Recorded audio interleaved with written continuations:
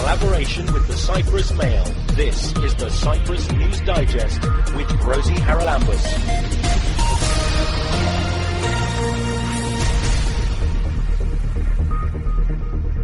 Coming up this week, we'll find out about the Anglican community in Cyprus. I'm dealing with a much broader range of people with their experiences, with their faith, and with their customs, with their beliefs. I think it's much broader here than I've ever experienced before. Talk to the head of Lexus Europe about the brand's ongoing surge.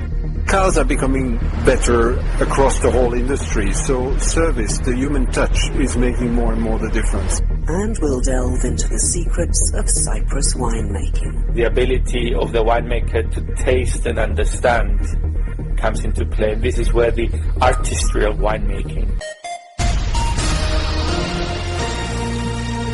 St Paul's Anglican Cathedral in Nicosia is the centre of the Anglican community in Cyprus. There are other churches across the island, of course, but I think it's fair to say that the cathedral in Nicosia is really the centre. And its dean is Jeremy Crocker. He's been here almost a year now. Jeremy, you worked for a long time in the UK before coming to Cyprus. Is it very different working with an expatriate flock, if you like, than it is working, say, in the UK? I think the difference is expat plus at St Paul's Cathedral. It's broader than that because I've got people from passing through and who have stayed here a long time from all over the place. For example, I had a wonderful chat with a couple a little while back from Syria, and with all the problems going on, it was fascinating for me to talk to them about their take on it and their struggles and their life living in Damascus at this time, but they had come over as a visit. I've got people from all over the place, which is more diverse than I've ever experienced before, of different languages. So we do have some from Britain, but we have some from all over the place as well. And what difference does that make to the work that you do? I think I have to be careful culturally. I'm dealing with a much broader range of people with their experiences, with their faith, and with their customs, with their beliefs. I think it's much broader here than I've ever experienced before. Now, one of the things I know that you've got coming up at the end of this month is a Christingle service, which is something that I believe you do for charity. But it's also something that I must say I never heard of until I came to Cyprus. What's the origin of Christingle? I understand in Britain it was set up years and years ago when the Church of England used to look after children in care, in orphanages. And it was set up as an idea to raise money to continue this care for children. So it's set up by the Church of England Children's Society, and it's been going ever since. And that's where I believe the origins of it are. It's not an English tradition, though, is it? No, it's a Moravian tradition. But the English took it on, and it's not so popular now in England as it used to be. But say 10 years back, it was hugely popular. And it is particularly aimed at children. I mean, they love that orange and the sweets and so on. So just, if you will, for those who aren't familiar with the whole idea, tell us what it's all about. So the orange reminds us of the world, and the candle in the middle reminds us of the light of Jesus. The fruits are the seasons and all the richness of our world. And then there's a little red ribbon that goes around to remind us of the sacrifice Jesus did for the world. And for me, it's wonderful just to attract so many children. We're doing this service to mark the end of Christmas. In the Christian calendar, you have a great 40 days of many great feasts. So we've got the end of Christmas around the end of January. And it's called Candlemas, or the presentation of Jesus in the temple, when he goes and is dedicated and his parents offer him to God to give thanks for his birth. And so it's called Candlemas. And so it's a very fitting time after all the craziness of Christmas, when we're a bit quieter maybe, that folk can come. We've got 4 schools coming at the moment, plus the Brownies and the Guides and the Sunday school. So we've got a lovely problem. We're wondering where to get everyone in, which is nice, and everyone will have an orange. Each of the schools are coming to perform certain songs or music. We've got I'm going to do a little sermon, have a little talk, and it's a wonderful, relaxed way to celebrate a lovely thing, plus to help a good cause. So we're helping Cans for Children, Cans for Kids here. But in England, it's often you would send the money to the Children's Society, where they used to look after so many children in care, but they don't look after so many children in care now, but they used to, and it was very popular in England because of that. So where and when exactly, so that you can even maybe try and squeeze more people in? It's the 31st of January, 4:30 at St Paul's Cathedral here at Nicosia, followed by juice and biscuits. Thank you very much indeed. That is the Dean of the Anglican Cathedral, St Paul's in Nicosia, Jeremy Crocker. Listen online to the Cyprus News Digest on YouTube or at cyprusmail.libsyn.com. The latest program is uploaded every Friday, and if you missed one, you can catch up there. In collaboration with the Cyprus Mail, this is the Cyprus News Digest with Rosie Charalambous.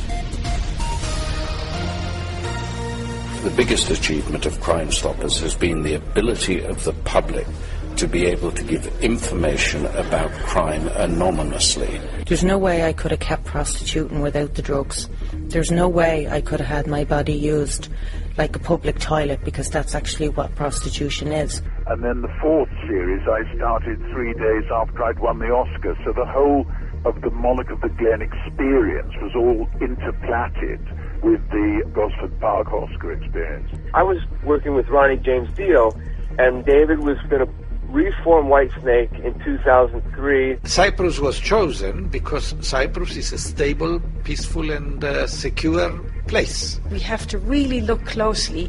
What are we doing with children? What are we doing with adolescents? And what are we doing with adults that can help them move into a more literate situation? The ones that I'm proudest of are the ones that were true discoveries, where we found something we didn't know existed.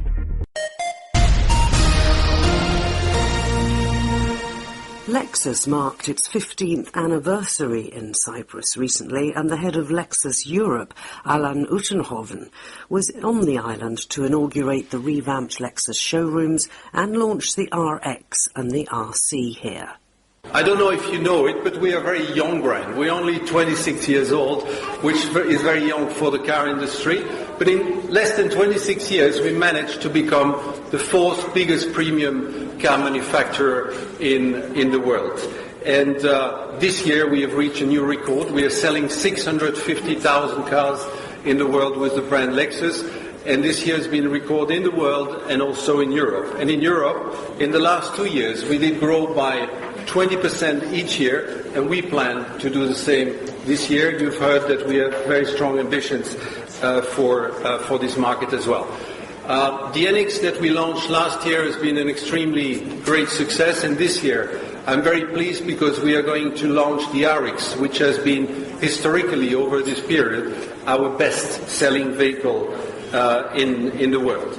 You will see that the two new vehicles that we introduce, of course, have the legendary quality of Lexus, but also have a very strong design language, which I believe is attracting attention to the brand, but also our leading technology, hybrid. We were the first. Many people are coming to hybrid, but we are pleased to be the leader. Just to finish my speech, I would like to say that Lexus is not only about product. You heard the word omotenashi.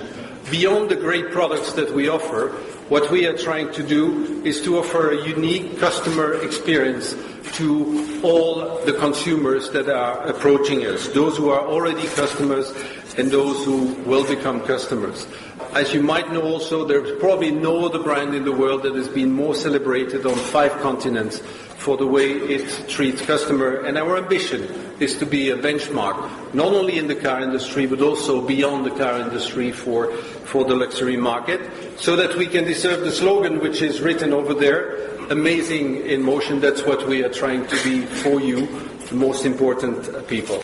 Afterwards, I asked him why he thought Lexus was continuing to grow despite the challenging times for the motor industry. Well, I would say that Lexus is still a young brand. So one of the reasons why we are still growing is that in the past we were not occupying, I would say, all the segments of the market. And a big part of the growth is that now we are producing models in segments which we were not in, simply. That's one element. The second element, I believe, is that, of course, the cars are different. Of course, design is one of the main points, and on the point of design we've decided not to be as consensual as we used to be, trying to please everybody, but now we accept to polarize a little bit more, and what we see is that those who like us are really liking us and they are ready to change their brand. And maybe the third reason is what we call omotenashi, which means hospitality in Japanese. It's hospitality with a sense of anticipation. It's something that people are praising more and more in the sense that the cars are becoming better across the whole industry. So service, the human touch, is making more and more the difference. And these are more or less the three reasons I believe are responsible for the success of Lexus in the last years. That last one, I think, is particularly apposite because Toyota also has a record for looking after its customers. Lexus and Toyota, of course, branches, if you like, of the same manufacturer. If people feel that you have their interests at heart and you will go the extra mile, is that the special thing that makes them think, those are the people I want to do business with? Is this a lesson that in our years of recession other brands could learn from?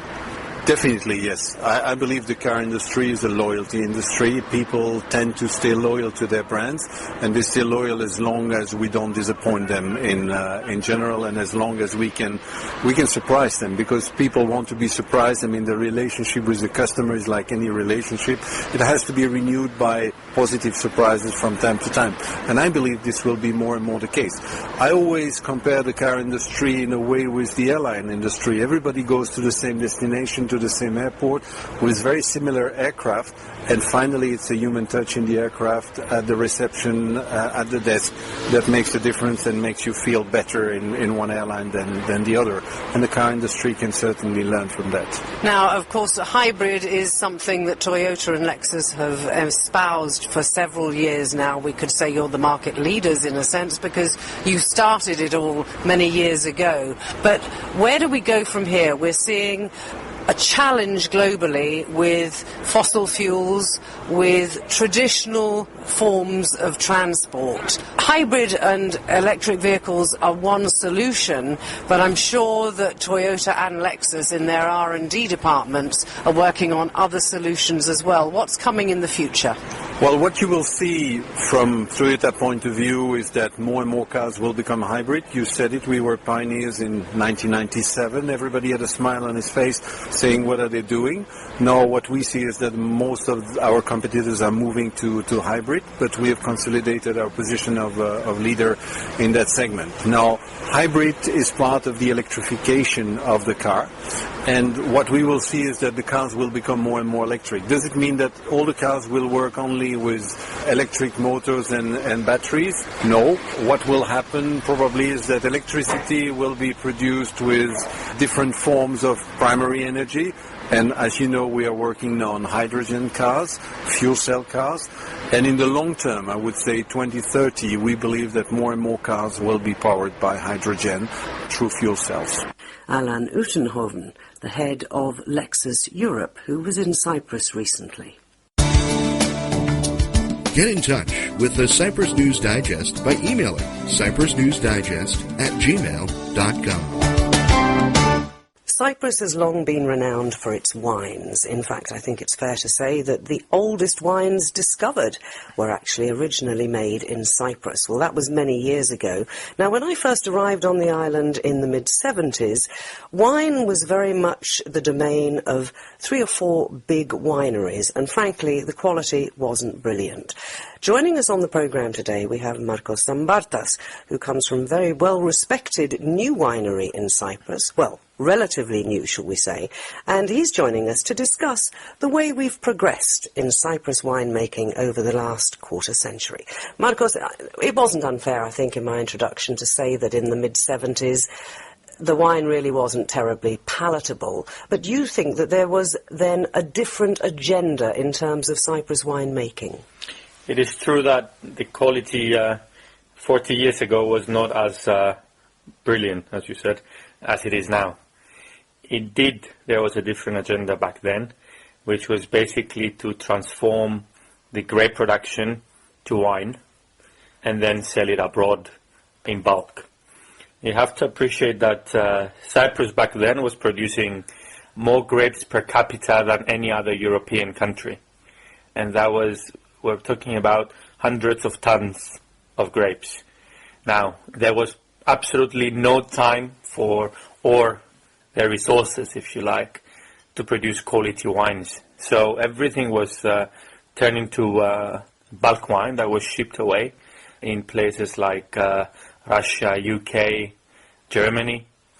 And in this way there were a lot of money pumped back to the communities, to the villages of where they grew the grapes. I met growers, they're probably now 75 or 80 years old, that their children are now high-profile people that got private education that was paid by those grapes. So it did play a big part in rural communities, yes. And it still does. But when did the change start to take place? When we saw this burgeoning of small private wineries with people who had studied wine growing and wine making, actually blending wines that have become very sought after? Okay, obviously innovation stems from the need to change. Now, what happens is that there are two things that happen. At a global level first, refrigeration got into wineries much more available.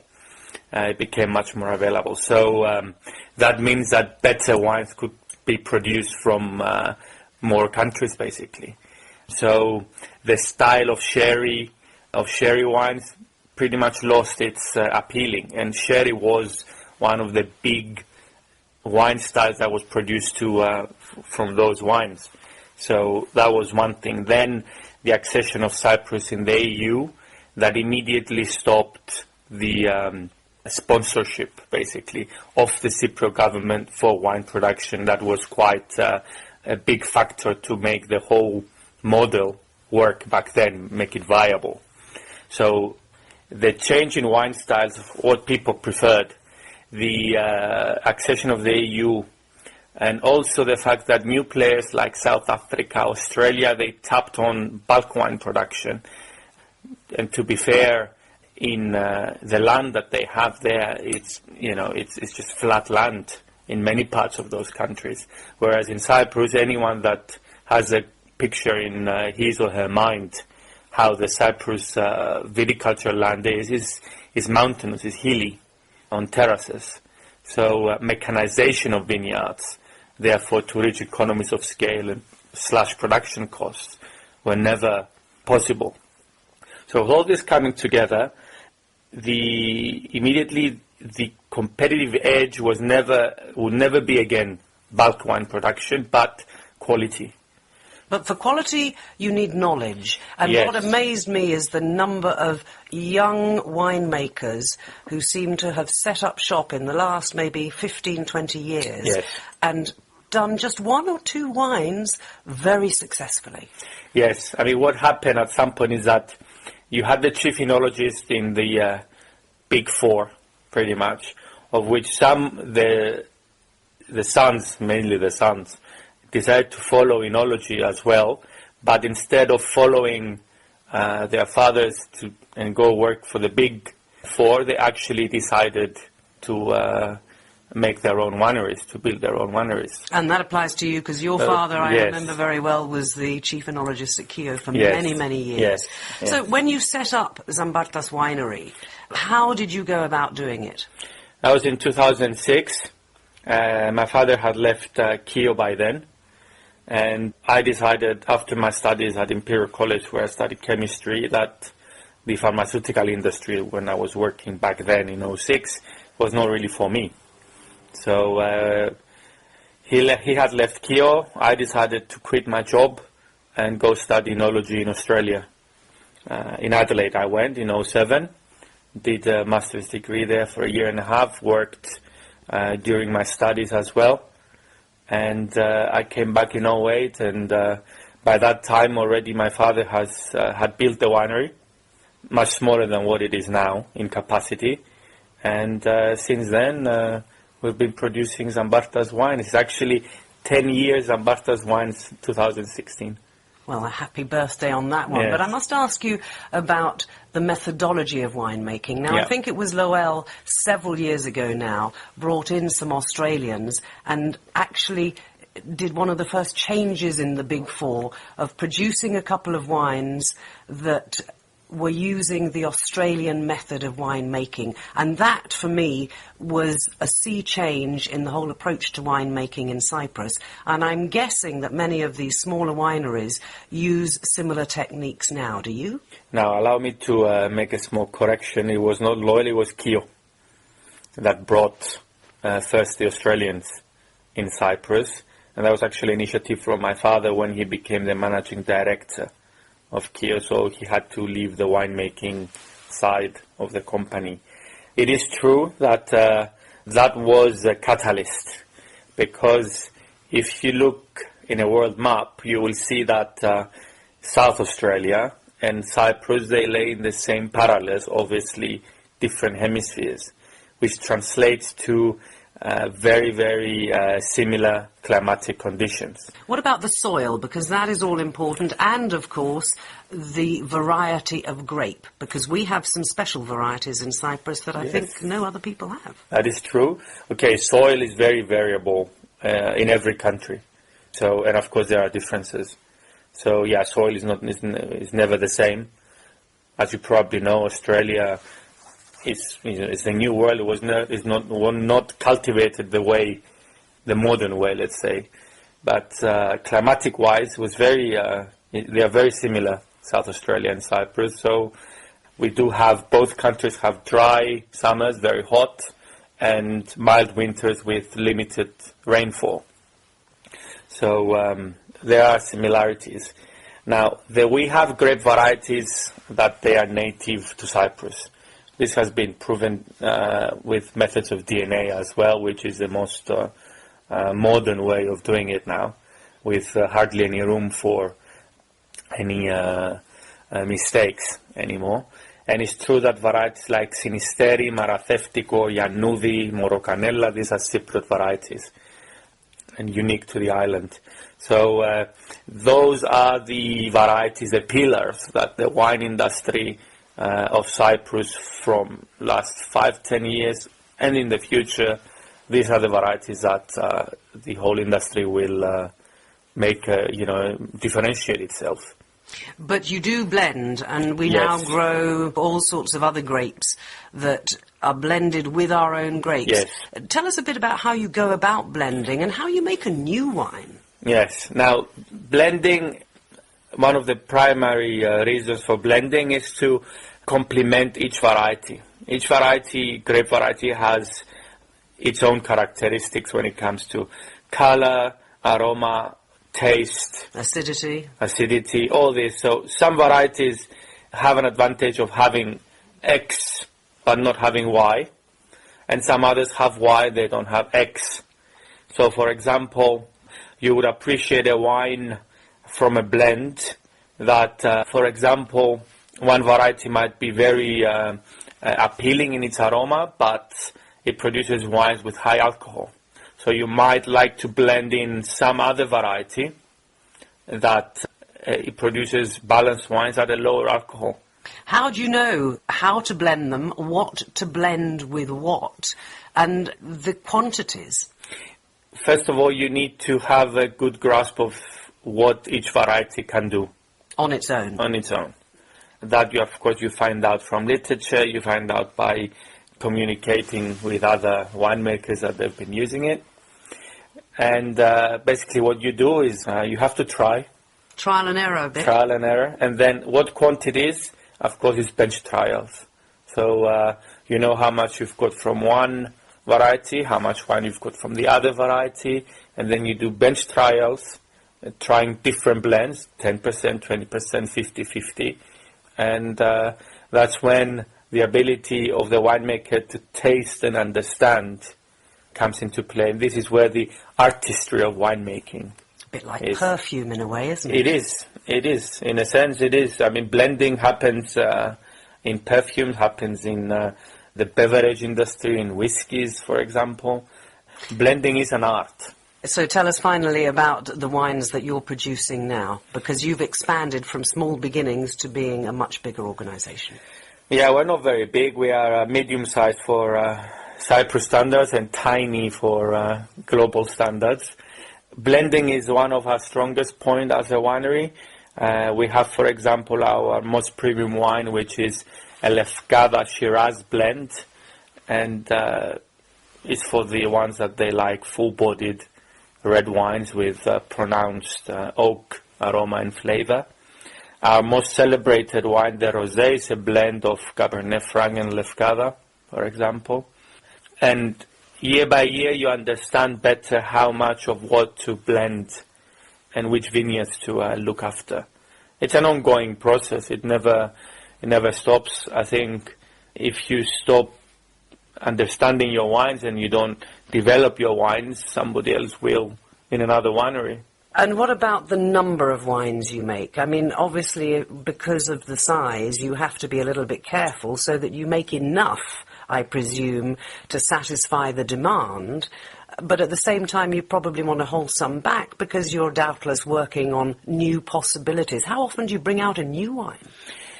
We make 7 wines in total, 3 whites, 1 rosé, 3 reds, and we produce in total 70,000 bottles.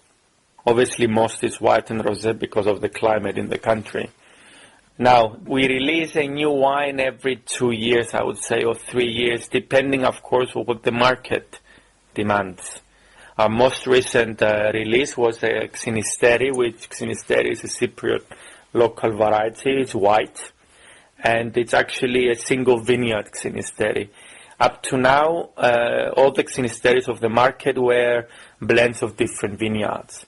And I sensed the need in the market of a single vineyard Xynisteri to start understanding the sense of place, the terroir, the French call it. I like the sense of place more. So it is our own vineyard. It is 28 years old, just below Platres, up in Troodos Mountains. And it's cultivated the traditional way, and it produces beautiful fruit that we don't blend it. It's what it is. Well, we don't blend it with other Xynisteri, I want to say. We vinify differently. We're using oak barrels as well, different sizes, different toasting. We are researching what is the best combination, the best wine to produce from that vineyard. And it's a great adventure. Every year you see something different. It's run out from the market now. We're preparing the next one to be released sometime in spring. And that is Marcos Zambartas from Zambartas Wineries. If you Google it, I'm sure you will find their website and lots more information.